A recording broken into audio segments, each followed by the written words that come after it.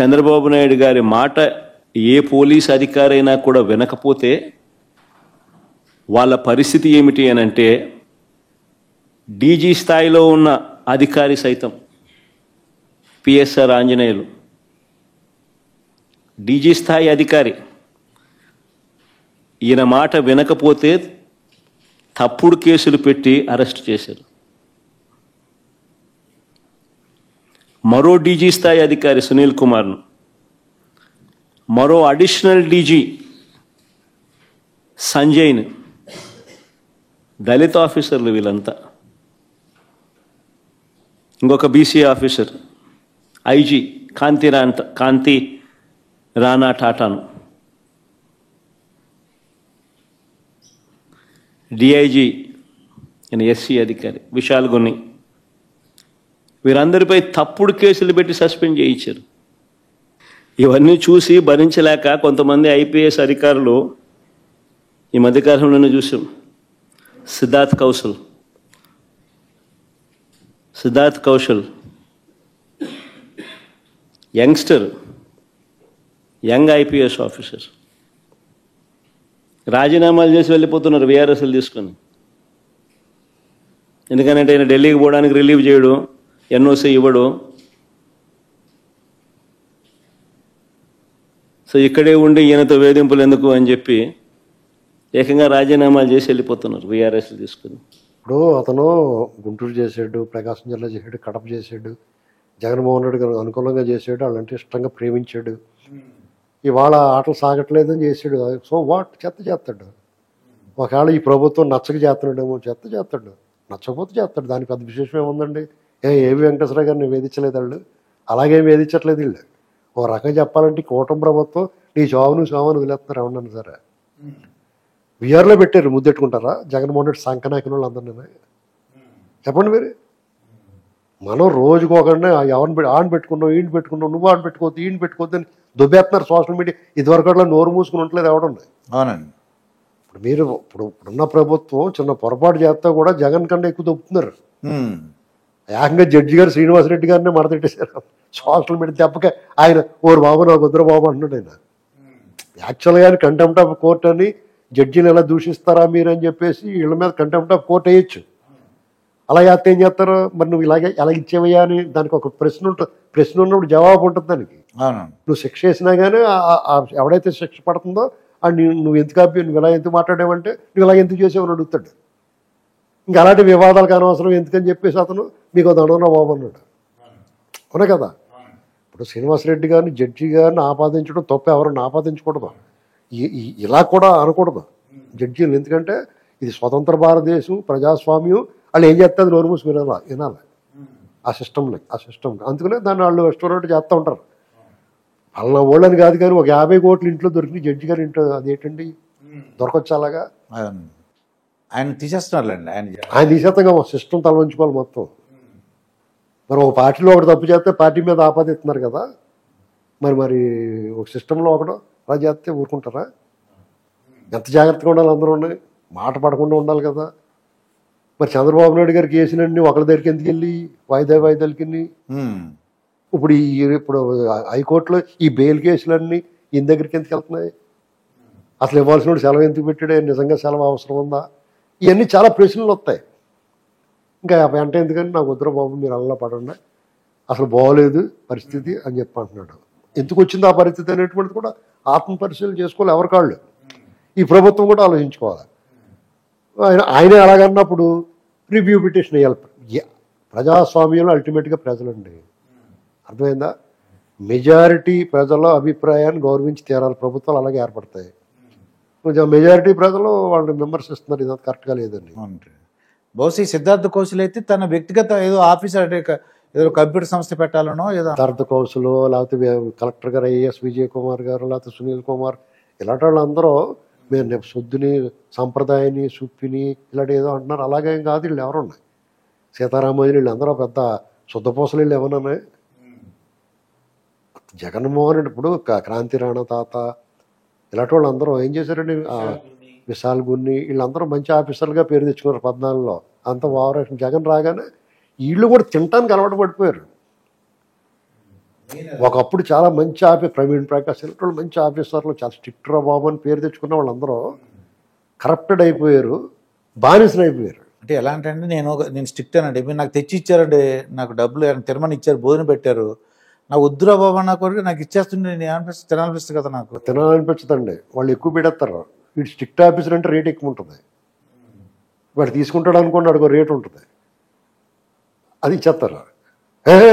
తిన్నోడికి వాడికి ఎంత ఇవ్వాలో తెలదు మీకు. అర్థమైంది మీకు? అది అప్పుడు ఇంకా రేట్ ఎక్కువ పలుకుంది. ఇప్పుడు ఇండెఫినెట్ అది. సపోజ్ మీరు నాకు ఏదైనా డబ్బులు ఇవ్వాలనుకున్నారు, నాకు రేట్ లేదు, తీసుకుంటాడో తీసుకోవడం అన్న డౌట్ ఉందనుకో, మీకు ఎంత అవ్వాలి తెలదా. నేను 5,000 పడిపోయివ్వండి అయినా సరే మీరు 20,000 ఇస్తారు, లేకపోతే 20 లక్షలు ఇస్తారు, ఒక 5 లక్షలు పడిపోయేవాడికి కూడా అండి. ఇదే టైపు. అర్థమైందండి మీకు? అంచేత సిద్ధార్థ కౌశల్ అన్న, విశాల్ గున్ని అన్న, వీళ్ళు గతంలో ఉన్న నిజాయితీ అంతా ఓవర్ యాక్షన్ అని అర్థమవుతుంది. అయితే ఈయన ఏమన్నాడంటే సిద్ధార్థ కౌశల్ గారు, ఇప్పుడు ఆయన ఒక స్టేట్మెంట్ ఇచ్చాడు, నేను నా సొంత పనుల మీద నేను వేరే కెరీర్ ప్లాన్ చేసుకుని వెళ్ళిపోతానని చెప్పాడు. ఒకవేళ నిజంగా ఆయనకి ఇబ్బంది ఉంటే ఆయన బాధపడాల్సిన పనే ఉంది, డైరెక్ట్గా చెప్తాడు, భయం ఏముంటుంది, వెళ్ళిపోతున్నాడు, ఇక్కడ పరిస్థితి బాగాలేదు, వీళ్ళు వేధించి తింటున్నారు నన్ను. అసలు మొత్తం ఉద్యోగమే వదిలేసి వాడికి ఇప్పుడు వేరే చోటకి ఇప్పుడు డిప్యుటేషన్ మీద వెళ్ళాలన్నా, లేకపోతే ఇంకో చోటకి పెట్టుకున్నా, అర్జీ పెట్టుకున్నా, అప్పుడు ఏదో డిప్లొమాటిక్గా మాట్లాడి ఉండొచ్చు. ఇతను మొత్తానికి ఫీల్డే వదిలేద్దాం అనుకున్నప్పుడు న్యూసెన్స్ వీళ్ళ దగ్గర నేను ఉండలేను అని చెప్పేసి పోవచ్చు. ఏబి వెంకటేశ్వర గారు చెప్పలేదా ఇది అరాచకం అని పోరాడాడు కదా, నిమ్మగడ్డ రమేష్ కుమార్ గారు పోరాడలేదా? జగన్ మీద ప్రభుత్వమే పోరాడా, అతను పదవి అతను తెచ్చుకున్నాడు వెనక్కి. ఇప్పుడు ఆయన దాన్ని వాడుకుందామని చూస్తున్నారు. అసలు మనం ఎలా ఇప్పుడు యాక్చువల్గా చెప్పాల్సింది ఏంటంటే జగన్ తప్ప ఇంకోటి బలయ్యాడని. ఇప్పుడు వాళ్ళు ఏం చెప్తున్నారు, ఆమ్రపాలి అని ఇంకొక ఆయన సిఐడి అమృత్, ఇంకొక ఆయన ఉన్నాడు సిఐడి చీఫ్ కింద చేసిన వాళ్ళు, బ్రిజ్లాల్ అతను కూడా మా సెంట్రల్కి పెట్టుకుని పోయాడు. ఆమ్రపాలి గారు తెలంగాణకి వెళ్ళిపోవాలనుకున్నది, ఈయనేమో ఇతనేమో వదిలేసిపోతున్నాడు అన్నారు. ఆంధ్రప్రదేశ్ పరిస్థితిలో ఉంది. ఆమ్రపాలి గారికి ఇక్కడికి తెలంగాణ, హైదరాబాద్, మరిగేరు వీళ్ళందరూ ఉన్నాయి, హాయిగా ఉంటుంది అక్కడ. ఏంటండి అక్కడ ఆంధ్రాలో చేయాలంటే వాతావరణం వేడి, బాబు ఎందుకు వచ్చింది కూడా అనుకుంటారు. ఆవిడ మళ్ళీ రిక్వెస్ట్ చేసుకుంది, ఎవరో చెప్పుకుంటారు, రికమెండేషన్లు ఉంటాయి కదా వాళ్ళకి, వాళ్ళంత పొలిటికల్ ఇన్ఫ్లుయెన్స్ ఉంటుంది వాళ్ళకి. ఏమంటే ఉండలేనండి బాబు ఇక్కడ, చెప్పండి హైదరాబాద్ అయితే మాకు బాగుంటుంది అని చెప్పుకున్నది, వచ్చింది ఆవిడ. ఆ బ్రిజ్లాల్ అన్నవాడికి వేరే అవకాశం ఏదో వచ్చింది, లేదా జగన్కి వ్యతిరేకంగా పనిచేయలేక ఏంటండి అలాంటి బాధలు ఏమైనా ఉంటాయి. పొద్దున వెళ్తూ డేంజర్. అప్పుడు ఒక ఎస్పీ గారు, మహంతి గారు, సీనియర్ మహంతి గారు ఏం చేయాడంటే వాళ్ళ అబ్బాయిని కావాలని ట్రాన్స్ఫర్ పెట్టించుకున్నాడు జగన్ వచ్చిన తర్వాత. ఎందుకంటే వెళ్తూ డేంజర్ అండి. తర్వాత ఇప్పుడు మళ్ళీ ఈ టీడీపీ వచ్చిన తర్వాత దానికి ఏం చెప్తారు? జగన్ ఉన్నప్పుడు ఒక ఆయన పని కట్టుకుని సాధారణంగా ఎవడన్నా ఇంకో పెద్ద పోస్ట్ కావాలా లేదా రికమెండ్ చేసుకుంటారు, మాకు ఉత్తర బాబు మమ్మల్ని ఇక్కడ వదిలేయండి అని చెప్పేసి పెట్టుకున్నారు వాళ్ళు. కడపలో పనిచేసాడు ఆయన. ఇప్పుడు ఈ మటర్ చేసినప్పుడు దాని మీద సిట్కి పనిచేసాడు ఆయన. పూర్తిగా లాగారు బొమ్మ, ఎవడ చేసేటి ఏటో అంతా. ఈ సిబిఐ వాళ్ళ కన్నా ముందే లాగారు బొమ్మ అంతా. ఏం జరిగిందో వీళ్ళు ఊరికేటంటే వీళ్ళని మాట్లాడి అబద్ధాలండి. వాళ్ళ ఛానల్లో ఏం చెప్తున్నారు, మేము వచ్చిన తర్వాత మళ్ళీ ఈ కంపెనీలన్నీ తరివేస్తామని చెప్తున్నారు. మళ్ళీ 2.0 చూపిస్తా ఉంటున్నాడు. అతను మాటలు అలాగ ఉంటున్నాయి, చేతలు అలాగ ఉంటున్నాయి. వీళ్ళు ఏం చేస్తున్నారంటే జగన్ అనేటువంటి ఫ్యాక్టర్, ఆ భయాన్ని ప్రజల్లో పోగొట్టకూడదు, ఆ భయం అలాగే ఉంచాలి, లేకపోతే వీళ్ళు చెప్పిన మాట వినరు అనుకుంటున్నారు వాళ్ళు. అయితే మీకు అర్థమైంది, ఇప్పుడు అర్థమైందండి అది. ఎందుకంటే అలా కాదండి, ఆ బూచి భయం లేదనుకోండి మీరు రెచ్చిపోతారు. చిన్నపిల్లలన్నా సరే మన చెప్పిన మాట వినలేదనుకో, అక్కడ చెత్తడు బూచోడు అంటే ఆగుతారు. ఆ బూచోడు భయం లేదనుకో మన మీద ఎక్కి దిగేస్తారు. ఈ జనం కూడా అలాంటి మరి 2019 వరకు చంద్రబాబు గారు ఏం తప్పు చేయరని ఓడిచ్చారు చెప్పండి. వాళ్ళు వీళ్ళకేం రోగమా? వీళ్ళకేం రోగం అండి? ఎందుకు ఓడిచ్చారు? తిని గూట్లో మొన్నేసుకోలేదా? ఇప్పుడు ఈ పరిమాణుడు వచ్చే కోసం ఎందుకని ఒకసారి రావాలి, ఒక ఛాన్స్ ఇద్దాం అనుకున్నారు, తర్వాత లబోదీపమన్నారు. ఎవరు చేసిన కర్మలు అనుభవించాలి. ఇప్పుడు మళ్ళీ అలాంటి తప్పు చేశారనుకోండి, వాళ్ళ గతి ఇక దేవుడు కూడా వచ్చి అని ఉమ్మేసిపోతాడు.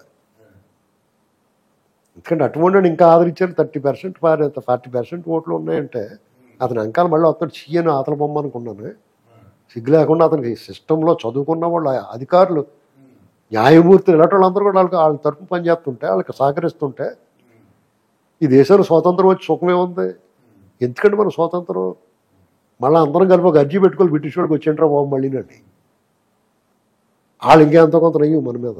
మీరు నమ్మరు, ఒక ఐఏఎస్ ఆఫీసర్ కూడా నాతో మాట్లాడినప్పుడు జగన్మోహన్ రెడ్డి గారికి ఎంత సపోర్ట్ చేశాడంటే ఆయన చేసిన తప్పు ఏంటని అడిగేవాడు నన్ను. నువ్వు టీవీలో ఇంటర్వ్యూలు చేస్తున్నావు కదా, ఏంటి ఆయన ఏం తప్పు చేశాడు అని. నేను స్టర్న్ అయిపోయా. అదే మరి అలాగ ఉంటుందండి. వాళ్ళకి జగన్మోహన్ రెడ్డి తప్పు ఏం చేసాడు అన్నాడంటే ఆడు మనిషి కాదండి. ఆడు ఎవడైనా కానీ మంచి జనం ఎత్తినట్టు కాదు. వీళ్ళు గొప్పలేనేం చెప్పట్లేదు నేను. అతను మాత్రం అరాచకవాది. అతనికన్నా ఒక్క 10 రూపాయలు తక్కువ ఉన్నా కానీ వీళ్ళే మంచోళ్ళు.